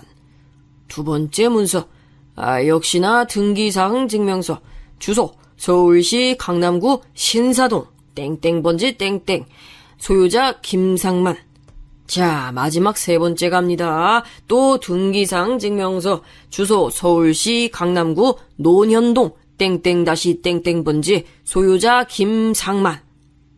참고로 김상만은 제 이름입니다. 제가 건물을 강남에 세 채나 가고 있었네요. 재밌죠? 너무 재밌지 않습니까? 자, 그럼 원하시는 대로 파혼 진행하겠습니다. 부디 귀한 아들내미 꼭 좋은 집에 장가 보내시길 바랍니다. 자, 미진아, 얼른 가자. 네, 맞아요. 그렇게 세상 둘도 없는 짠돌이 우리 아빠는 사실 건물 합산 가액이 800억이 넘는 강남의 건물주예요. 빌딩 청소 일을 했다는 것도 사실 자기 건물은 스스로 관리하고 싶다면서 스스로 자기 건물의 청소 일을 자처하신 거고요. 서두에 말씀드린 건물 청소 열심히 하는 청소부가 알고 보니 건물주였다 하는 일화가 바로 저희 아빠 얘기예요. 저도 아빠의 그런 검소하고 소탈한 모습을 알기에 굳이 어디 나가서 우리 아빠가 건물주임내 한 번도 떠들고 다닌 적이 없었죠. 아니 잠깐만요. 그게 무슨 소리예요. 강남의 빌딩이 새 채라니. 얘 며느라, 너 그런 얘기는 없었지 않니? 며느라고요? 누가 아줌마 며느리죠? 저는 이제 더 이상 그쪽 며느리 아니에요. 그리고 결혼하는데 저희 아빠가 건물주인 걸 굳이 왜 말해야 돼요? 왜요? 저희 아빠가 강남 건물주라고 하니까 갑자기 막 다시 사돈 맺고 그러고 싶으세요? 아니, 난 그런 뜻이 아니라. 저희가 잘못했습니다, 사돈어른. 한 번만 용서해 주십시오. 저희가 생각이 짧았습니다. 아주머니, 됐습니다. 겉모습만 보고 판단하는 그런 분들과는 저희도 사돈 맺기 싫습니다. 5분 전까지만 해도 저보고 장애인이라면서요. 그랬다가 건물 몇 개 가지고 있다니까 갑자기 사돈어른으로 호칭이 바뀌네요. 그리고 차는요, 제가 어릴 적에 승용차를 타고 가다가 큰 사고가 나서 그 뒤로 다시는 안 탑니다. 그것 때문에 제 다리가 이렇게 된 건데 앞뒤 사정도 모르고 함부로 장애인이라고 무시하시면 안 되죠. 부끄러운 줄 아시기 바랍니다. 자, 그럼 저희는 이만 일어납니다. 아니, 사돈어른! 그렇게 저희 가족은 뒤도 안 돌아보고 그 자리를 뛰쳐나왔고 예비신랑은 차마 부끄러움에 고개조차 들 수 없었는지 떠나는 저희를 붙잡지도 못했습니다. 그렇게 상견례 자리를 파토내고 돌아오던 날 역시나 저희 가족은 나란히 버스에 앉아서 집으로 돌아오는데 제가 오랫동안 마음속에 묻어왔던 질문을 아빠에게 했습니다. 아빠 다리는 어떻게 하다가 사고가 난 거야? 그리고 왜 차 안 타고 다니는 이유 우리한테는 그동안 얘기 안 했어? 엄마도 몰랐어? 엄마는 알고 있었지, 인석들아. 몰랐으면 어떻게 이렇게 평생을 같이 버스 타고 붙어 다녀. 여보, 이젠 애들한테도 좀 얘기해줘요. 한 번은 얘기할 때도 됐잖아. 어허, 이 사람이 또 쓸데없는 소릴. 왜 뭔데 아빠, 얘기해줘. 그렇게 아빠는 저희 삼남매에게 한 번도 하지 않았던 어릴 적 얘기를 해줬습니다. 중학교 시절 언제나 아빠의 일과는 학교가 끝나자마자 읍내 장터로 달려가서 이리 기웃 저리 기웃하면서 일자리를 구걸하는 것이었습니다.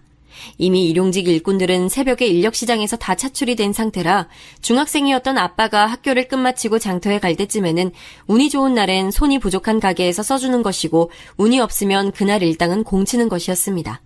그렇게 공치면 또 주변 미군 부대를 기웃거리면서 뭐 콩고물 하나 떨어지는 것 없나 서성이다가 어둑해지면 집에 돌아오는 게 일상이었죠. 아빠는 그렇게 어린 동생들 먹여 살리려고 매일매일 가난과 전쟁을 했습니다.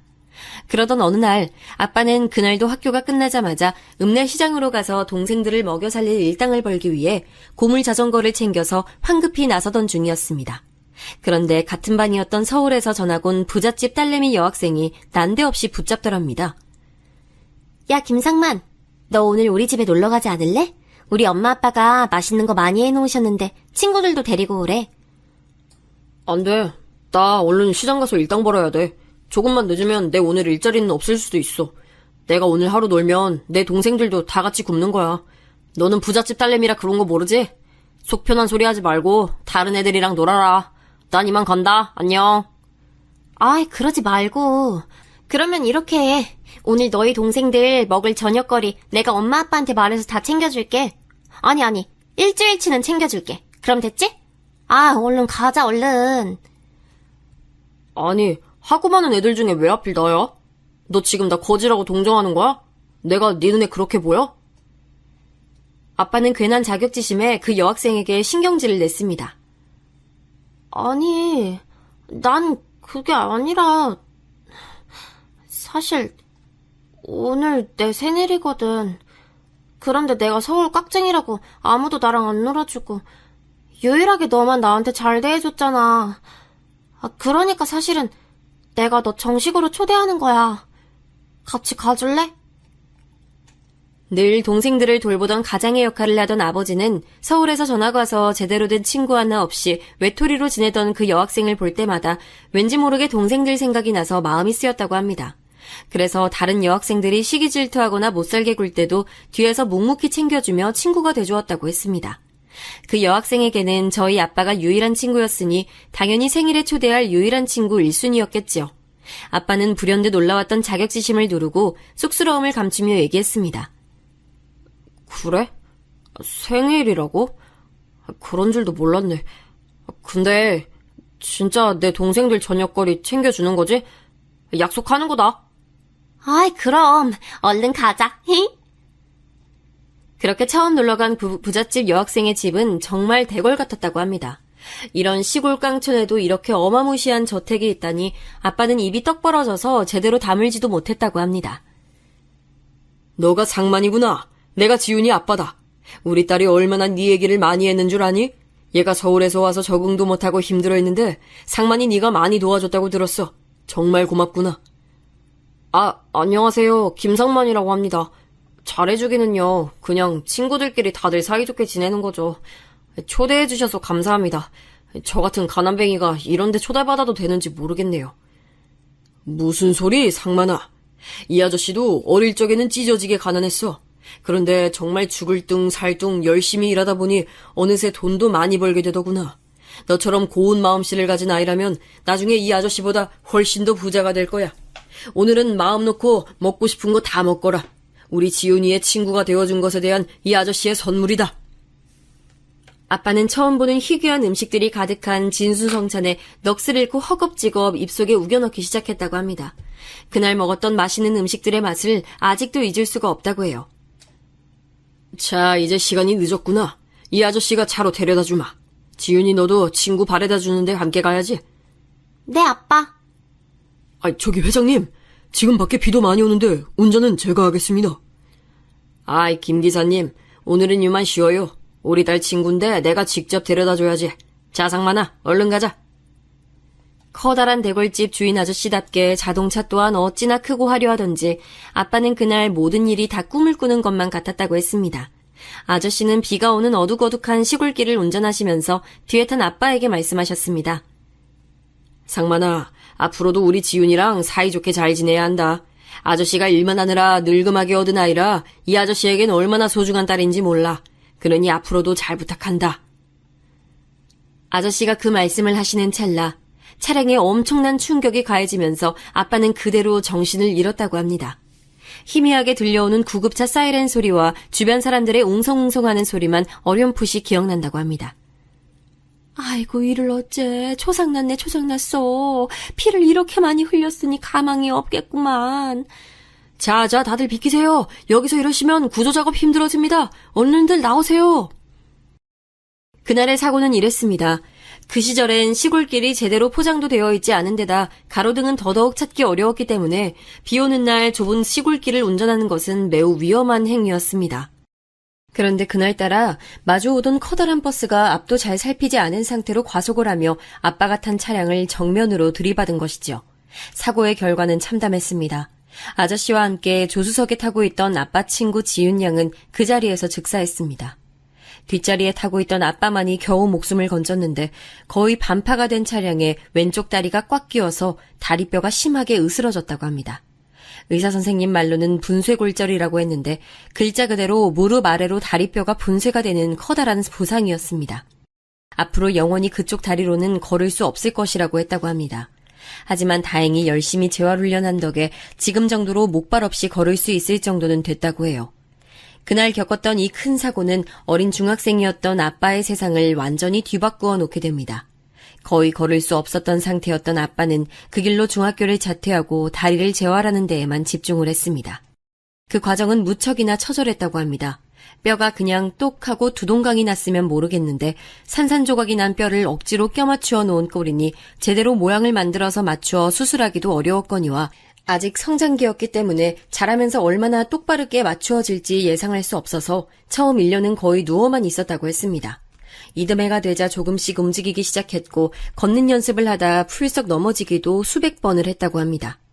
그 어린 나이에 이대로 강물에 뛰어들어 죽을까도 여러 번 생각했다고 합니다. 하지만 자기가 이대로 죽으면 먼저 허망하게 간 아저씨와 친구에 대한 예의가 아니라는 생각에 이악 물고 버텼다고 합니다. 그렇게 2년 정도의 시간이 흐른 뒤 다행히도 어느 정도 스스로 걸을 수 있을 만큼 회복이 됐다고 해요. 그쯤 되자 아빠는 큰 결심을 했습니다. 가족의 생계는 제법 머리가 큰 둘째와 셋째에게 맡겨두고 무작정 서울 강남으로 상경을 했습니다. 너무 큰 트라우마를 안겨준 그 시골 마을을 하루빨리 떠나고 싶었대요. 그렇게 아빠는 아저씨와 친구의 무덤에 꽃 한 송이씩 올려놓고 서울로 머나먼 여정을 떠나게 됐습니다. 그때는 이제 막 강남 개발이 시작되던 시절 말 그대로 사방이 논밭이었던 황량한 벌판이었습니다. 그곳에서 한 빵집에서 일하며 열심히 돈을 모았는데 워낙 이름만 대면 알만한 유명한 빵집이어서 장사가 무척 잘 됐었고 아빠도 경력이 점차 쌓여가면서 꽤 많은 돈을 모았다고 했어요. 그리고 그렇게 모은 돈으로 이제 막 개발이 한창이던 강남의 땅을 사서 시세가 오르면 팔고 또 다른 곳을 헐값에 샀다가 시세가 오르면 팔고 하는 식으로 점점 재산을 축적했다고 합니다. 왜 흔히들 하는 농담으로 타임머신을 타고 과거로 돌아간다면 무엇을 하겠느냐는 질문 많이 받잖아요. 요즘 젊은 친구들은 100이면 100 다 2010년 이전으로 돌아가서 비트코인을 살 거라고 하는데 저희 부모님 세대에게 물어보면 대부분 7, 80년대 강남으로 가서 땅을 살 거라고 대답하신다고 합니다. 그만큼 강남의 집가 상승세는 무서웠고 그걸 재빨리 읽은 아빠는 투자 감각을 발휘해 많은 재산을 축적한 거였어요. 아무도 모르는 시골 깡촌에서 태어나 찢어지게 가난해서 산속에서 칡뿌리를 캐먹던 절름발이 소년이 어느새 강남의 땅 부자가 되었습니다. 와, 아빠 인생 정말 파란만장했구나. 완전 영화다, 영화. 말도 마라 얘. 나는 귀에 딱지가 눌러앉도록 수도 없이 들었는데 니들한텐 죽어도 얘기하지 말라고 어찌나 난리인지 원. 아, 근데 그렇게 돈도 많이 번 양반이 왜 이렇게 자식들한테 쓰는 건 인색했는지. 어허, 내가 늘 말하잖아. 내가 애들 이렇게 안 키웠으면 분명히 벌은 나빠졌을 거라고. 내 말이 맞아, 안 맞아? 사실 아빠 말이 맞아요. 어릴 때는 그런 아빠의 도를 지나치는 절약 정신 때문에 정말 짜증이 났었는데 다른 한편으로 생각해보면 제가 이렇게 검소하고 소탈하게 살아갈 수 있는 것은 그때 몸에 밴 습관 때문인 것 같아요. 그리고 아빠의 자산 규모가 엄청나다는 것도 성인이 된 이후에나 실감한 거지 자라는 내내 워낙 티를 안 내고 철저한 짠돌이의 모습으로 저희를 기르셨기 때문에 사실 저는 스스로가 별로 부잣집 딸내미라는 인식이 아직까지도 없어요.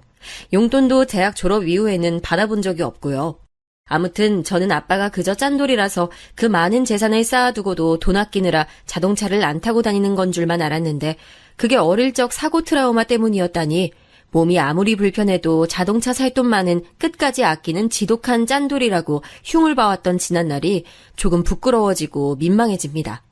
어릴 적에 스쳐 지나가듯 한번 아빠 다리는 왜 절름발이냐고 물었을 때 왜 아빠가 그렇게 발끈하고 썽을 냈는지도 이제 이해하게 됐습니다. 무튼 그렇게 상견례는 파토가 났지만 다행히 제 마음에 별다른 타격감은 없었어요. 오히려 이 계기를 통해 숨겨왔던 아빠의 옛 이야기를 들을 수 있어서 더 의미가 있는 사건이었죠. 하지만 예비신랑, 아니 전 남자친구는 미련이 아직 많이 남은 듯 했습니다. 처음엔 사실 전 남자친구보다도 그댁 부모님들이 더 미련이 많이 남아 보였습니다. 그날 이후로 전 남자친구에게 전화가 몇 번 왔는데 일부러 받지 않았습니다. 조금이라도 그 집안이랑 엮이고 싶지 않았거든요. 그런데 이제는 그댁 부모님들까지한테 연락이 오더니 급기야는 저희 대학원 연구실 앞까지 찾아왔습니다. 저는 그때 이미 석사를 마치고 박사과정 중에 있었는데 어떻게 그 얘기를 전해 들었는지 밤늦게 연구를 마치고 연구실을 나서는데 누가 저를 갑자기 부르는 게 아니겠어요? 예, 아가! 어머나 깜짝이야. 아니 어머님, 여기까지 어쩐 일이세요? 아가, 우리 진성이랑 결혼 다시 한 번만 생각해다오. 내가 정말 잘못했다. 사돈 어른께도 정말 돌이킬 수 없는 무례를 저질렀어. 제발 용서하고 다시 받아다오. 아니요, 그럴 수 없어요. 이렇게 의도가 뻔히 보이는 행동 저 정말 불편하네요. 본인들이 얼마나 부끄러운 짓을 했는지 평생 반성하면서 사시길 바래요. 얼른 가세요. 저는 거의 제 바짓가랭이라도 붙잡을 기세인 전 시어머님을 냉정하게 뿌리치고 집으로 돌아왔습니다. 정말 너무나 뻔뻔하지 않나요? 저희 아빠 다 듣는데 장애인이라느니 어쩌느니 해놓고 이제 와서 아빠가 부자인 걸 아니까 제 연구실 앞까지 찾아와서 비굴하게 이게 뭐하는 짓일까요? 정말 인간의 속물 같은 근성에 치가 떨립니다. 그렇게 전 남자친구 집안과는 완전하게 연을 끊어냈다고 생각했을 무렵 이 파오는 정말 하늘이 도왔다는 확신을 하게 만들어주는 결정적 한 방이 있었습니다. 어느 날 밤늦게 발신자 번호 표시 제안으로 전화가 걸려왔습니다. 뭔가 느낌이 싸하긴 했지만 궁금한 마음에 받아봤습니다. 여보세요? 야, 김미진, 네가 그렇게 잘났어? 니네 집안이 그렇게 대단해? 놀랍게도 수화기 너머로 들려오는 목소리는 전 남친이었습니다. 술이 한가득 취해서 한 전화였습니다. 오빠, 지금 이게 뭐 하는 짓이야? 나한테 무슨 할 말이 더 남아있어서 이렇게 술 취해가지고 전화질이야? 야, 나랑 우리 엄마 아빠가 이렇게까지 했으면 다시 받아줄 만도 하잖아. 근데 너 우리 엄마까지 문전박대했다며? 니네 집안이 그 정도까지 되는 집안이야?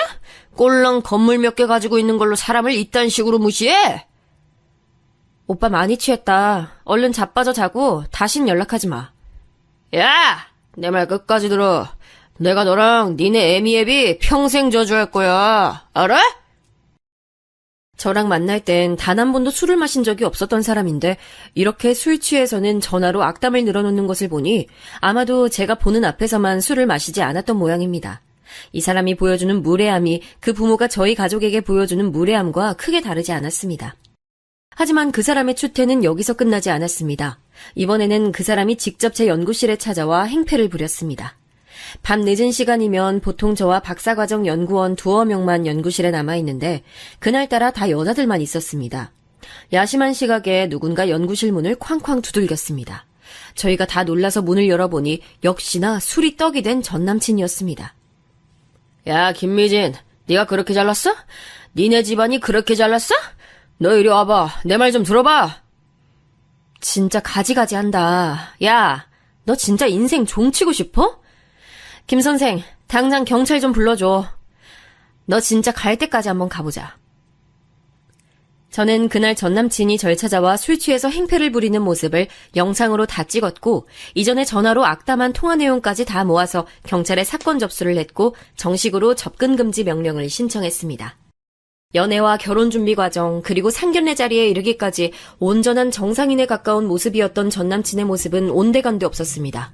술 취해서 행패를 부리는 꼬라지가 그 부모의 무례함과 꼭 닮아 있었습니다. 이래서 결혼할 때 그 사람 부모의 인성을 봐야 한단 말이 나오는 것 같습니다.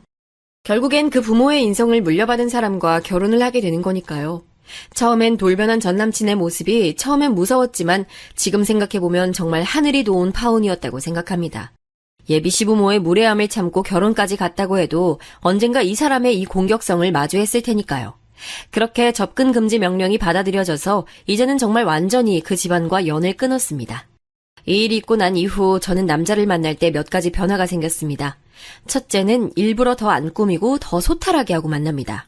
원래도 티를 내는 스타일은 아니었지만 파혼하는 과정에서 너무 언짢고 무서운 일을 당하다 보니 이 이후에 저에게 다가오는 남자는 적어도 저희 집안의 부를 모르는 상태에서 저라는 사람의 본 모습만은 온전히 바라봐 주었으면 하는 바람이 생겼기 때문이죠. 그런 생각을 더 굳히게 된 계기는 개중엔 신기하게 어떻게 저희 아빠의 정체를 먼저 알아내고 의도적으로 접근하는 남자들도 있었기 때문입니다. 하지만 어쩌면 저는 오히려 부자 아빠가 있어서 다행이란 생각도 듭니다. 저에게 접근하는 남자가 정말 제가 좋아서인지 저희 집안의 배경이 탐이 나는 것인지를 더 눈에 불을 켜고 분별해낼 수 있는 눈이 많이 생겼기 때문입니다. 두 번째는 반드시 그 상대방의 부모와 가족들의 인성을 함께 봅니다. 물론 개차반 같은 인성을 가진 가족 구성원 중에서도 드물게 천사 같은 사람이 나오기도 하지만 그것은 정말 드문 경우고요. 인간인 이상 주변 사람들의 영향을 어쩔 수 없이 받으면서 살아갈 수밖에 없고 그것이 가족이라면 더더욱 닮을 수밖에 없겠죠. 세 번째는 반드시 상대방의 술버릇을 파악하게 됐습니다. 상식 밖의 부모 밑에서 자랐음에도 참 바르게 잘 자랐다고 생각한 전 남친이었는데 술을 마시면 그렇게 개가 되고 몰상식한 행동을 할 줄은 상상도 못했으니까요. 청취자 여러분 중에서도 저와 비슷한 나이대에 결혼을 앞둔 자녀를 가진 부모님들이 꽤 많으실 텐데요. 반드시 자녀가 데려올 배우자뿐만이 아니라 상대 집안 부모 형제의 인성도 꼭 함께 파악하시고 그 사람 술버릇도 확실히 파악하시기 바랍니다. 제가 직접 겪어보고 드리는 생생한 조언이에요. 제가 준비한 사연은 여기까지입니다. 그럼 모두 좋은 하루 보내세요.